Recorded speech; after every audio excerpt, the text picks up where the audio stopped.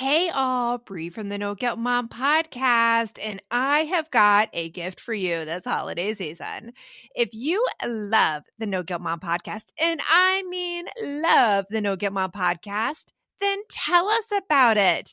Leave us a review, and you can be entered to win a No Guilt Mom gift card. All you have to do is leave a review, take a screenshot, and then simply go to noguiltmom.com/review to enter our giveaway for a free No Guilt Mom gift card, simply for telling us what you think about the podcast. It is amazing. But don't delay. Get right on this, as we're going to be giving away that No Guilt Mom gift card on December 21st. So get right on over and visit noguiltmom.com/review. Welcome to the No Guilt Mom podcast. I am your host, Joanne Crone, joined here by the lovely Brienne Tucker. Oh, you pulled out the whole name again. I pulled out the N. Hello, hello. You made me. Joanne and Brienne. I went off my thing. Yeah, I know. That is funny. But you know that if I start going by my full name and the way I spell it, people will start misspelling your name. Or mine. Totally. It'll be one of the two, because mine's Ann. Like, we both have a capital A in the middle of our name. But mine's A-N-N-E and yours is A-N-N. Yep. I could go by Joe. Joe's what some people call me. Isn't that crazy? It's weird. Some people call me Joe. Some people call me Right. Joe. I've known you for so long, and whenever I hear anybody call you Joe, it still seems weird to me. Because I'm like, Josh no. calls me Joe. Josh calls me Joe. And so like any So friends does that our have friend been friends with- Shayna. Yeah. And- I guess Shayna calls And me. I've yeah. known you slightly longer than Shayna has, and yet I still feel like you are Joanne. I usually introduce myself as Joanne, and Joe is picked up unless it's a nickname somebody calls me, or if they hear it, my husband call me it. And that's when the Joe comes out. Man, for I sure. don't think I've had anybody call me by a nickname since I was like, when I was younger, my sister would call me Breezy. Oh, Yeah. Breezy Brienne. No, just Breezy. Just Breezy? Just Breezy. Breezy, come here. Just and I Breezy. It was yeah. And actually, now that I think about it, she does still occasionally, because I can see her handwriting, writing Breezy on things all the time. I think that was the only nickname I ever had, was Breezy. Oh, yeah. I had D but from my little sister. Oh, okay. I was D because my parents called me Joannie. And so it was D. She heard the D. And that was my name. But And then do your parents still call you Joannie?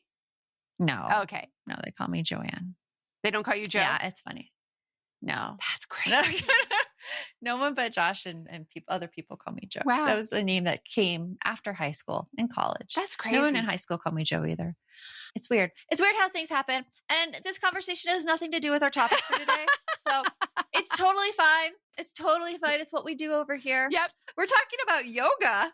Yes. The yoga of parenting. And it's super interesting because we really get into anger and how yoga isn't really this calm thing but it's becoming present in the moment and honoring your emotions. And we're talking with Sarah Ezrin, who's the author of The Yoga of Parenting.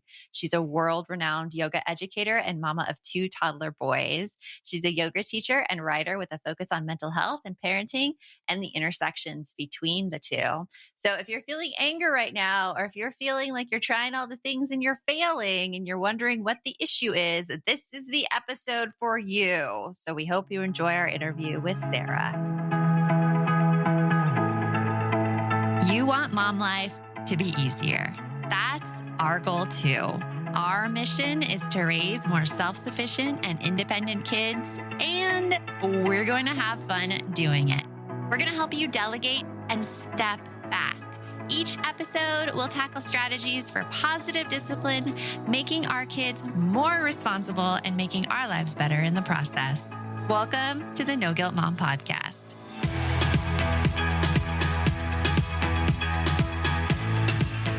Welcome to the podcast, Sarah. It is so great to have you on. It's so wonderful to be here. I know we were already we did our whole pre-chat before. It's like we did.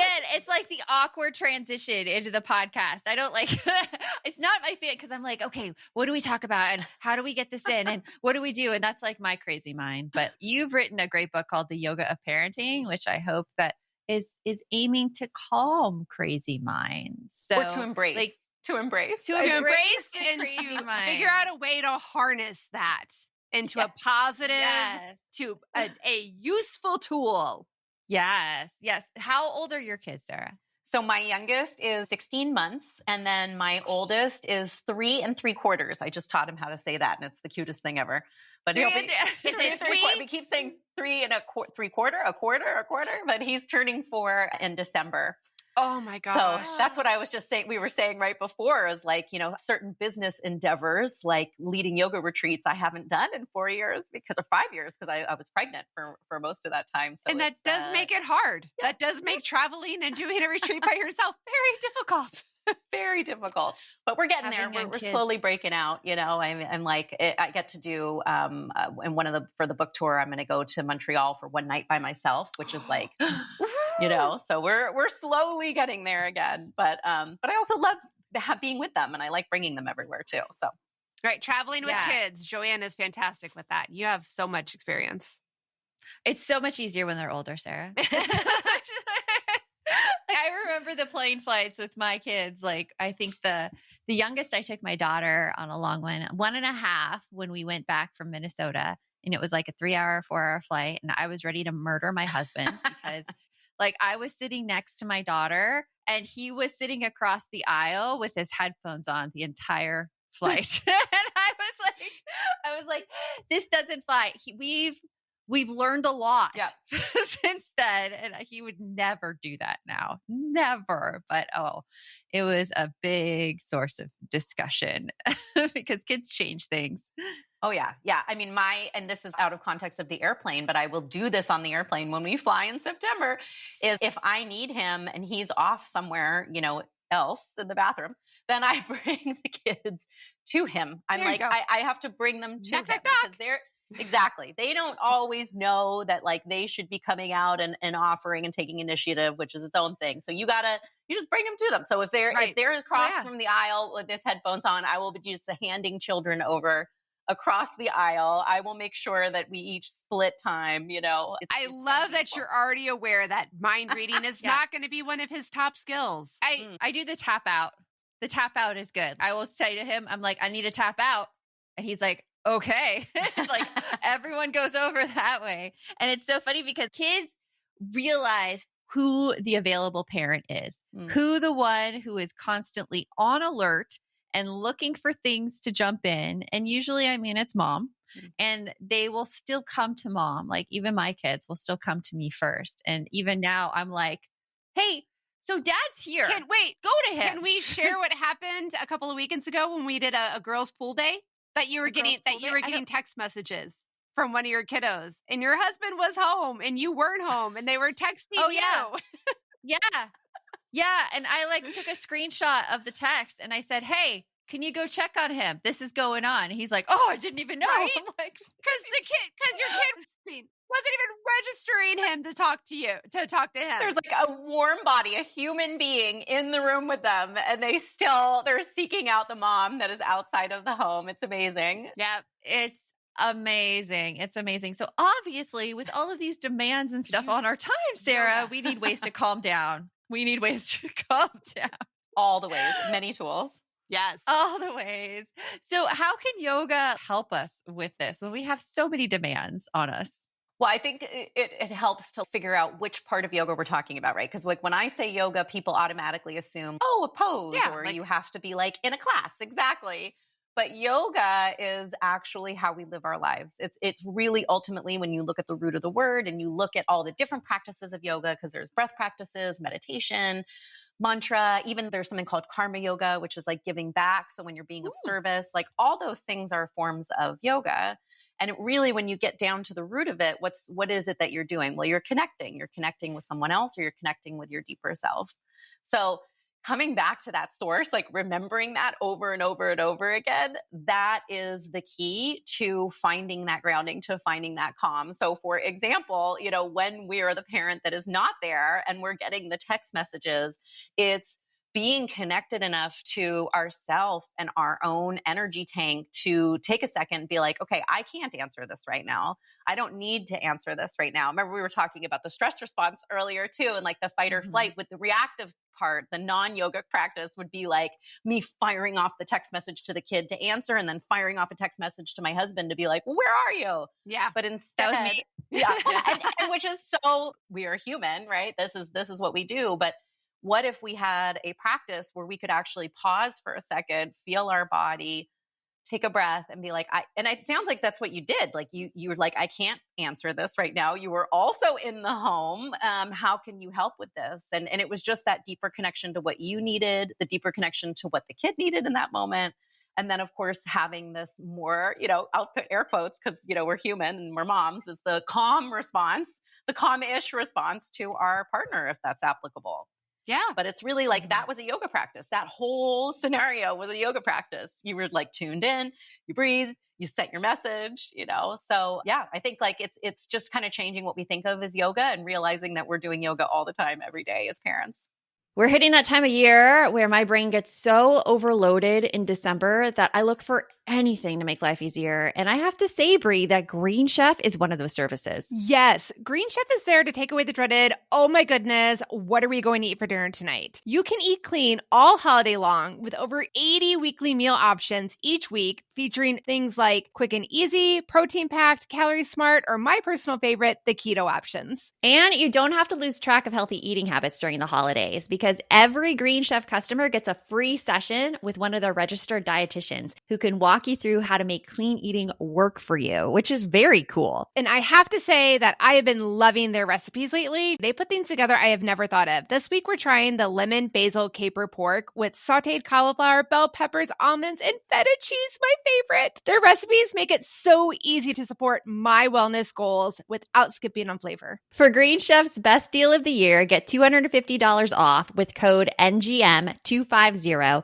at greenchef.com/NGM250. That's greenchef.com/NGM250. And don't forget to use that code NGM250 to get $250 off. Green Chef, the #1 meal kit for eating well. My son is playing a game right now on his computer where he's a thief and the cops are after him. So I'm so excited about this new app, Give As We Grow, where instead of being the quote unquote bad guys, kids are practicing giving back. That is so cool, Joanne. I really wish that there was something like this when my kids were younger that got them excited about giving back to others and helped them build a better understanding of what it really means to volunteer. Give As We Grow is the first of its kind free educational mobile app for children ages 8 to 11 that teaches kids via fun, service-focused minigame quests to tap into their unique talents and interests to help others. And did you know that studies show that there is a biological connection between generosity and happiness, and that volunteering improves people's physical and mental health? I mean, kids who volunteer typically do better in school and are less likely to engage in risky behaviors. And that is something that I think we all want for our kids. Ready to spark a new movement in generosity? Find and download Give As We Grow for free in the App Store for Android and iOS. And for resources for the whole family, visit giveaswegrow.org. Yeah, and you're right, because I wouldn't associate that with yoga. I would associate only with the physical aspect of yoga. So it's interesting to hear that. I would name that as mindfulness, but are they kind of synonymous? So mindfulness is, and John Kabat-Zinn is like a phenomenal mindfulness teacher, and they've done a lot of research on this. UCLA, they have a whole mindfulness center, but so much of mindfulness comes from the Buddhist tradition. So, in the yoga philosophy, and specifically the type that I teach, it comes more from, I mean, if you have to look at it from a higher, it started in the Hindu philosophy, but it's its own philosophy practice of yoga. So they're just two very different schools. But Buddha, like when you learn about him as Siddhartha, right? And if you've read that Hermann Hesse novel that we all read in high school, he was a yoga practitioner first. So there's a lot of carryover and a lot of connection.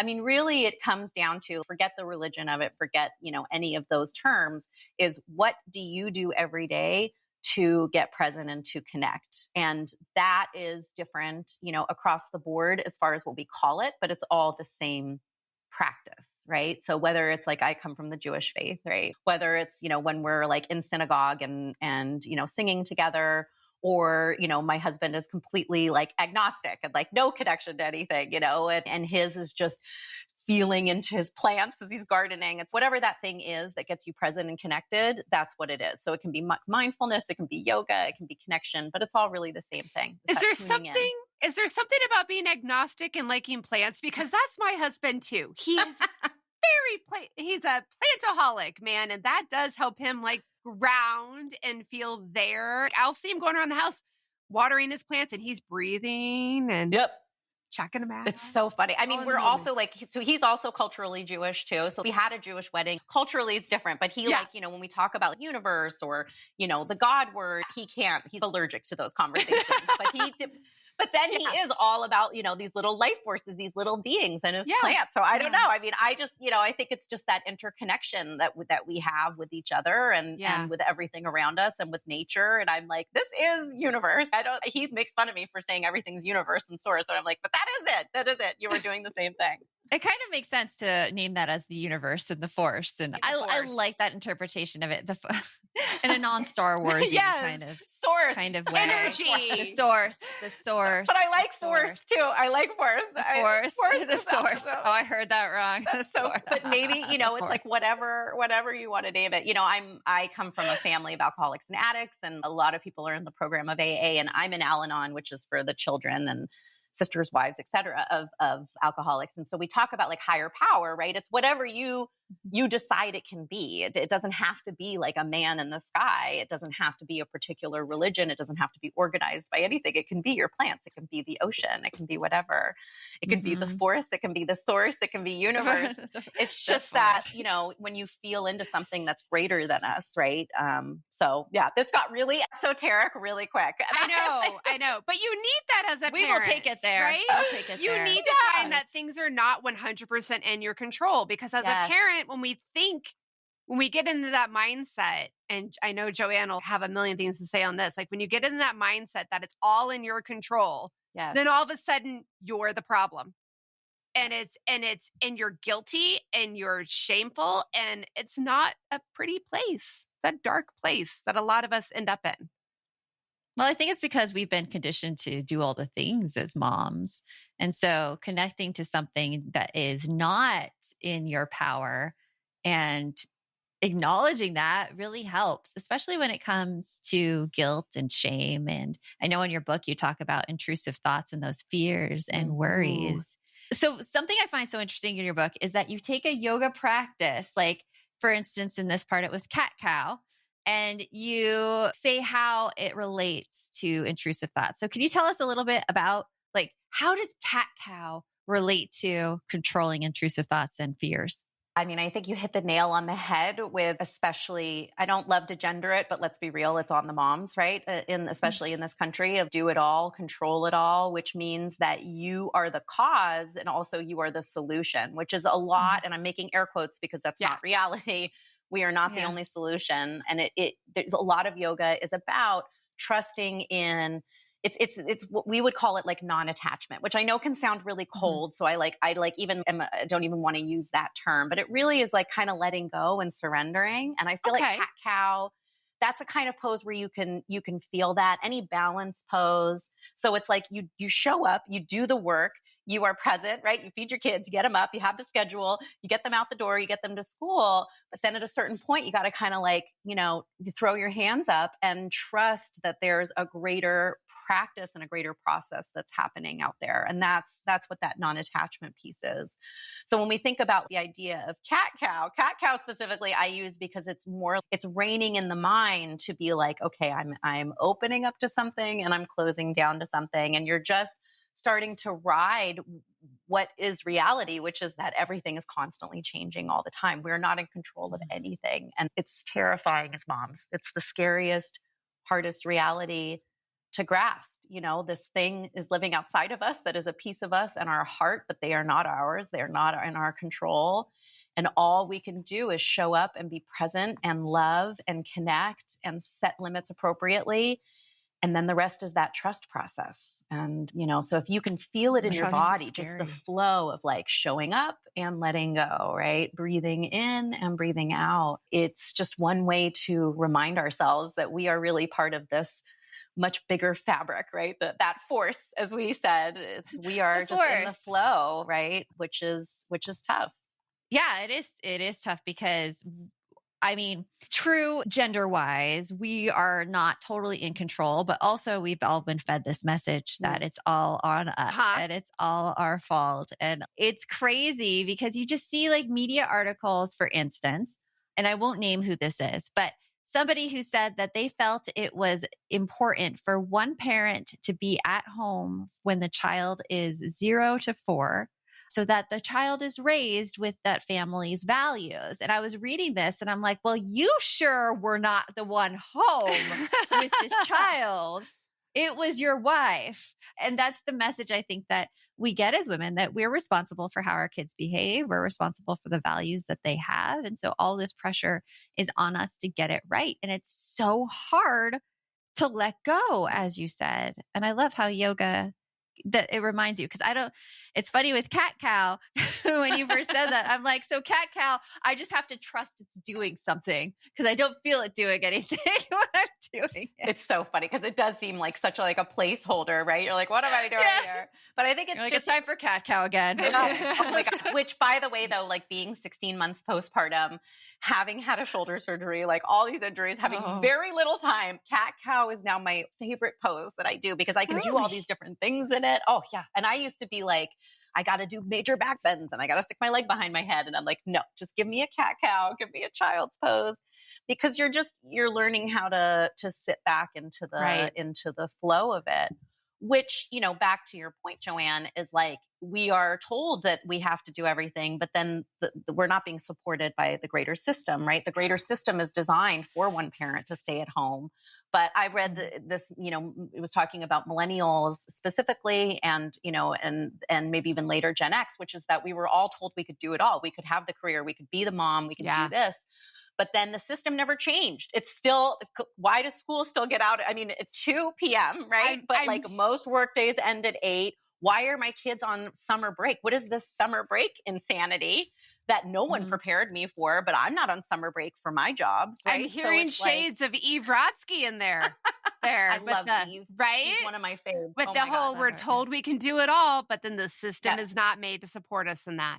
Well, it's a system that's really failed us because, especially here in the US, we do not have the supports that other countries like Finland do in terms of what they give their parents. In fact, US is built on women and the unpaid labor of women. But what I also love and I'm very hopeful about is that this is becoming more of a conscious thing for people, especially with the Barbie movie.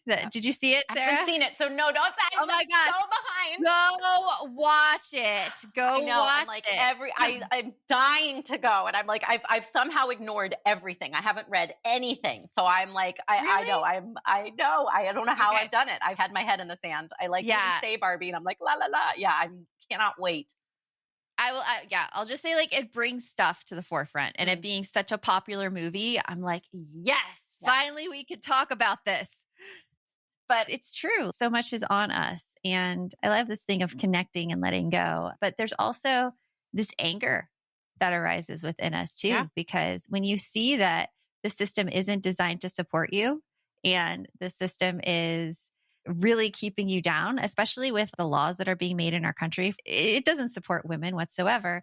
I mean, when that anger comes up, I'm assuming that there is something we can do yoga-wise to kind of help us work through it. So what do you suggest in terms of anger and releasing anger? I mean, I'm so glad you bring it up, right? Because there is some misconceptions in the wellness world that, when you do yoga, you're never angry and you're always calm. That hasn't worked for me. That is a misconception, right? I mean, yes, maybe if you were meditating in a cave somewhere and not of the world, but we are all participating in the world every day. And as parents, like we call it the householder stage, right? Like we have to earn an income and earn a living. Mm-hmm. It's actually thought of as like a spiritual path because this is how you're living your truth. You earn your income so you could do what you're meant to do. You two are changing lives, right? And everything that you put out there, but you have to show up and you have to work in order to do that. So, how are we reframing these things to understand that, okay, we are a part of the world. We got to be a part of the madness. So how are we using this as power, right? And I think it kind of thinks of the Force again. It's like anger comes up. It's a very natural and normal emotion. I don't know if you read Brene Brown's new book, Atlas of the Heart. No, not the new Not one, the newest but most one. of all her other books. Oh my gosh. Yeah. And she talks about anger. There's like a lot of like different researchers think different things. Is anger a secondary emotion? Is it really anger comes out of fear? Is it coming out of this? Is it coming out of that? Well, it does. She says in the book, she's like, I don't care if it's secondary or primary. It is an important emotion, and it's what you do with it. So from a yogic perspective, anger is an activating force. Anger can be something that spurs change. And like we were saying about the Barbie movie, or people feeling like, okay, I've had enough of this right now. So there is ways to channel it. Now, if we're just being reactive and yelling at everybody, then, there's no connection, and that's not really working in our favor. And it tends to just make us more angry, honestly. Oh yeah. And right. Like going on social media and like sparking off things, or doing as it's called, slacktivism, where it's like you repost everybody's stuff about how things can change, but nothing's really changing. I do that too, because I'm like, yeah, you repost the stuff about changing, but you're not actually changing. But it is, I think, given the platforms that you have, don't stop doing that, right? I would highly encourage you to keep posting the memes and keep posting the information, because if that's all we can do, I mean, that's especially like when my youngest it was during COVID and Black Lives Matter movement with George Floyd. And that's all I could do. I couldn't go out and like march, right? But I think that is a form of its own activism. And especially, you two you have such a wide reach. So please keep posting all the info.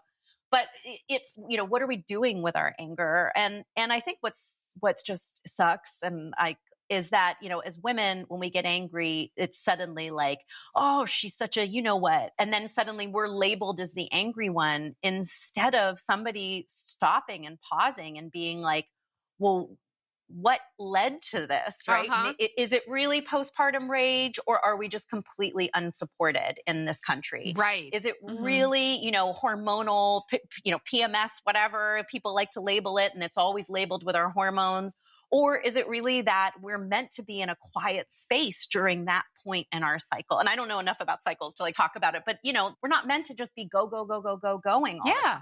No. And nobody's pausing to be like, how are we living with nature, and how are we connecting to ourselves? And I think that's what the yoga can do, is like, yes, it's cat-cow, but it's also like, oh, I'm feeling a little tired today. I'm going to go a little slower. Yeah. I'm feeling really energized today. I'm going to add a couple things onto my plate. I'm in a period of, generation and creation. I'm in a period of low and quiet, and I'm angry today. Honoring it. So what am I? Yeah, exactly.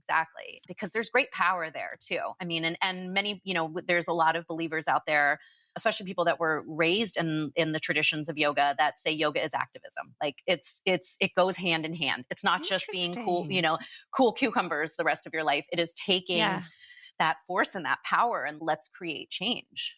I love that. And it's something that both like women and men, like everybody can use, because so often in our society, like our reactions do get attributed to hormones. But men get anger and explosive outbursts, and it's like just tell people to do things, and it's, oh, he's the boss. Okay. Oh, but make sure everything's done, else he'll get angry. And it's known as something accepted, and it's something that's okay. When a woman gets angry, it's like, she's a bossy little bitch. Like that's like, and it runs both ways. Like I call myself that when I get angry, and it's so ingrained in us to see ourselves that way. And I love what you're saying, how yoga just accepts it and takes it and looks at the anger as like, what can we do with this, and how can we affect change? Hey, Aubrey here, and I wanted to share one of my favorite gifts to give during the holiday season, a Storyworth book. It is the most amazing gift ever. Storyworth is an online service that lets you create a special and unique gift of someone's story. I've given Storyworth books to both of my parents, and it has been their favorite gift, hands down. And did I mention it is so easy? Storyworth emailed my parents questions every week that I handpicked from their massive list of questions that they have. All my parents had to do was open their email and answer them. That easy. I asked my dad questions like, did you have any rules that you set for yourself as a parent, which you immediately broke? And he did. I even asked both of my parents, are you more like your mom or your dad? And they shared a lot of really amazing qualities that I didn't know about my grandparents at the time. Then at the end of the year, Storyworth compiles all of their answers, puts them into this gorgeous book that covers everything. My parents love showing us their books, and I personally love getting a chance to read them. With Storyworth, I am giving those I love a thoughtful and personal gift from the heart that preserves their memories and stories for years to come. Go to storyworth.com/NGM and save $10 on your first purchase. That's storyworth.com/NGM to save $10 on your first purchase. This message is sponsored by Greenlight. It is so hard to raise kids who know how to manage money. Bree, right now, my kids are all about earning money for presents. My daughter wants to get presents for all of her friends, and my son is doing a Secret Santa with his friends. Oh, I hear you. And if you're looking to raise kids that are financially responsible, we have got a lifesaver recommendation for you that you need to check out. It is Greenlight. Greenlight is a debit card and money app made for families that gives kids and teens an easy and fun way to gain financial literacy, all while giving parents peace of mind. You can send instant money transfers, automate allowance, and even keep an eye on kids' spending with real-time notifications. Meanwhile, your kids can begin their journey towards financial autonomy by learning how to save, invest, and spend wisely. So sign up for Greenlight today and get your first month free when you go to greenlight.com/NGM. That's greenlight.com/NGM to try Greenlight for free. Greenlight.com/NGM. Yeah. I mean, also, by the way, and again, I'm not an expert on this either. We'll have to find the experts on the hormone cycle of our menstrual cycle, but also like men have hormonal changes throughout the month. They do. God, it's crazy having a boy going through that too. Because you think about it as your kids get older. I'll consider Joanne and I are ghosts of parenting future because we have older kids. So like when my son went through that same age of preteen, he had emotional ups and downs that I would have said my daughter would have, because I'm like, all right, I know she's going through puberty. She's going to have these ups and downs with emotions. Totally disregarding that for my son. And thank God my sister had mentioned to me, she's, I just want to let you know, when your son gets older, he's going to next year, he's going to probably start doing these things. And I was like, I never would have thought of that my son would be going through the emotional ups and downs of the hormones that you automatically tie into girls because of puberty and because of menstrual changes. You don't even realize that it happens with boys. And it does.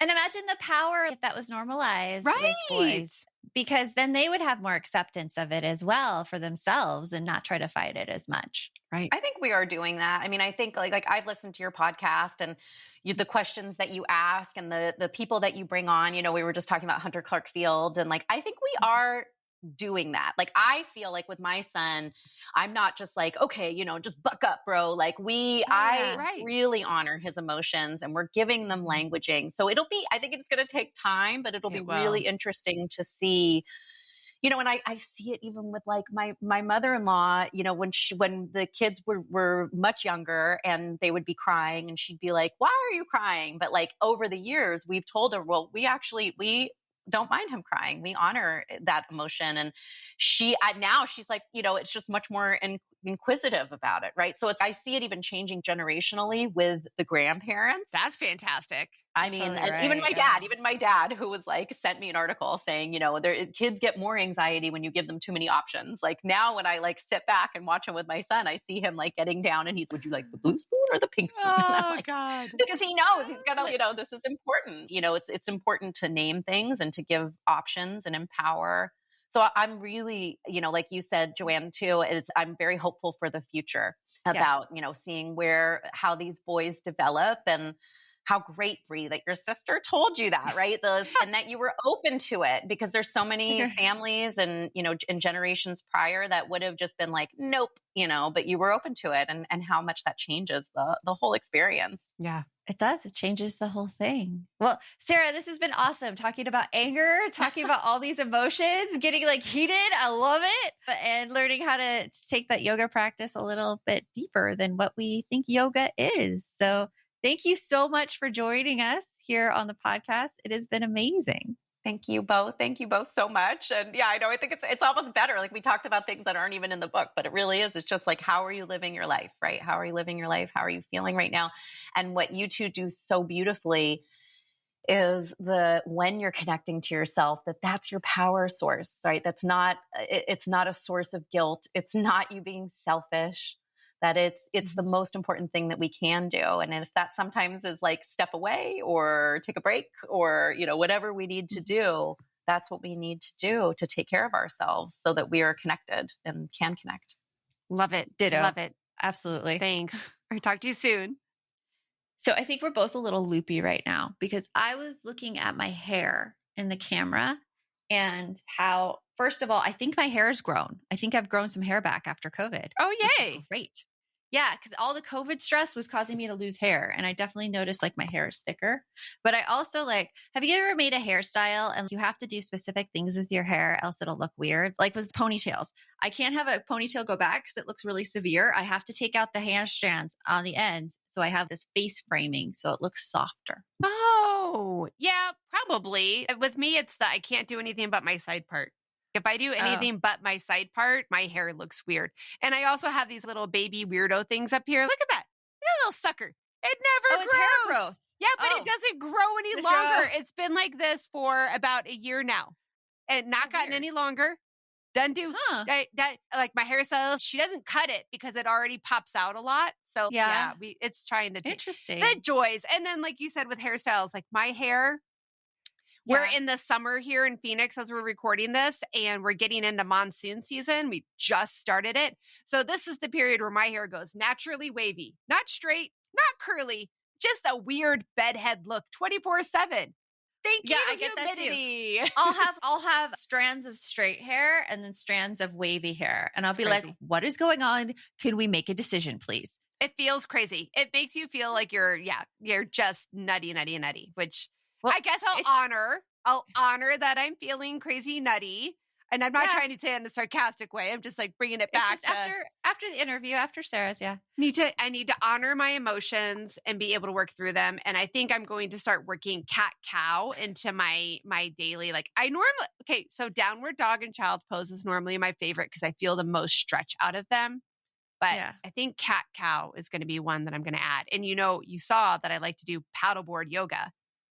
Yes. As we did it at Shada's and we both fell face first into the pool. I can get into a pose. It's transitioning into a new pose that doesn't do well for me. I think I could do cat cow. It's hard in a pool. It's harder in a pool than that's what makes it fun. But if you're going down a river, the river and like the current of the river actually supports you because like when I was on a paddleboard, I was able to do like headstands. I was trying because the board was more supported than it was in a pool where you have these two concrete sides and you're like, oh my gosh, if I fall, I am going straight first into the concrete instead of straight first into the water. It is. And so you don't want to try as much. There is a lot more of the movement in the water in a pool versus doing it on I had a lot harder time transitioning and standing on my paddleboard in a pool than when I do it on the lake or in a river. I do much better in those environments. Although, So,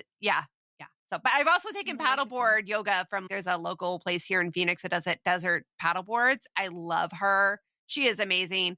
And she has special paddleboards that she uses that anchor, shift under you. Yeah, they anchor so that you're you could still fall off and into the water, and it is very refreshing.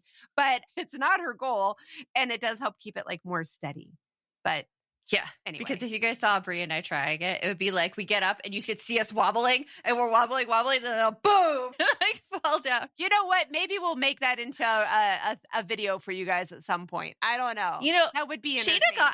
Shayna got out of that. Did you notice? We were the only ones falling on our butts. She had in the pool. somewhere to go. She didn't want her hair to get wet. I'll give her that. I'll give her that, man. But we'll have to make everybody do it. That's our next girls get together. Paddleboard yoga.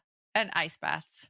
Oh, Paddleboard yoga and ice baths. Well, yes. And so for those of you guys that have listened to our back catalog, Tiffany Thiessen, she offered to come out and help host us with some ice baths. We're seriously considering it. And that's a big deal because Joanne's been trying. She's brought that up a few times to me. And I'm like, oh, hell no. Yeah. I'm like, thinking I need to go get a bag of ice. We're very water focused now. Yoga. She got, we went you know from what? hair to yoga to ice. She got me at that it's only 3 minutes and it'll give the same amount of calories burned as an hour of workout. I'm like, there. Oh, really?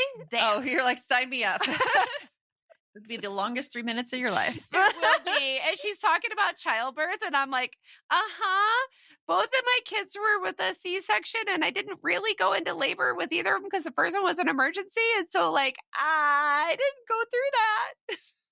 I feel like I dodged something.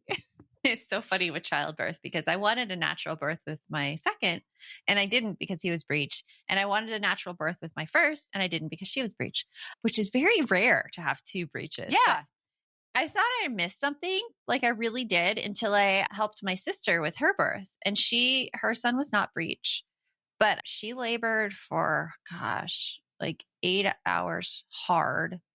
It didn't look fun.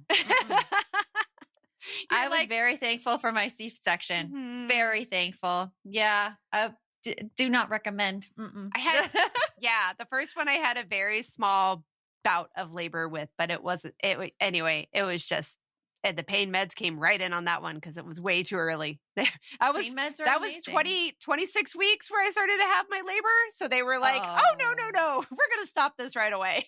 So I didn't have it very long, but yeah, it's crazy.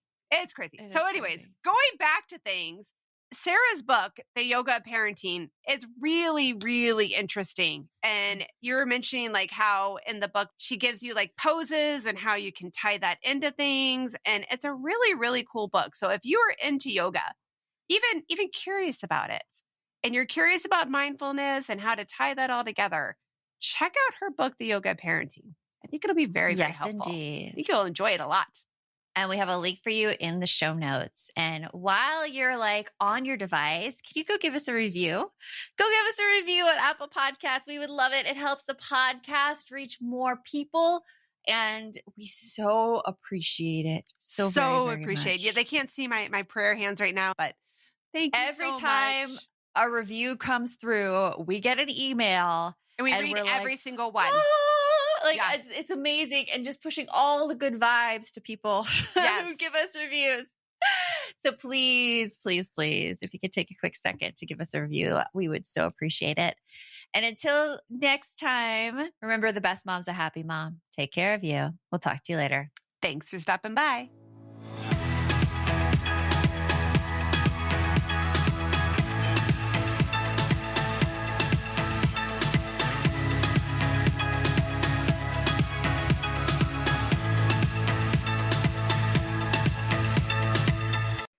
Are you looking for something to listen to with your whole family? Then check out 6 Minutes, produced and created by Gen Z Media. With over 200 twisty, cliffhanger-filled episodes, 6 Minutes tells the story of 11-year-old Holiday who was pulled from the icy waters with no memory of who she is or where she came from. 3 years ago, Brinley Pasternak helped the Anders family uncover the truth about Holiday's past. Now she'll need them to help her find the truth about hers. In 6 Minutes Out of Time, the long-awaited sequel, Cyrus Anders is found unconscious near the mysterious Elixir Academy in Florida, and Brinley learns the school may have a shocking connection to her missing mother. Dive in now and get the most downloaded family audio adventure in history. Follow 6 Minutes wherever you get your podcasts. You can listen early and ad-free with the GZM family subscription.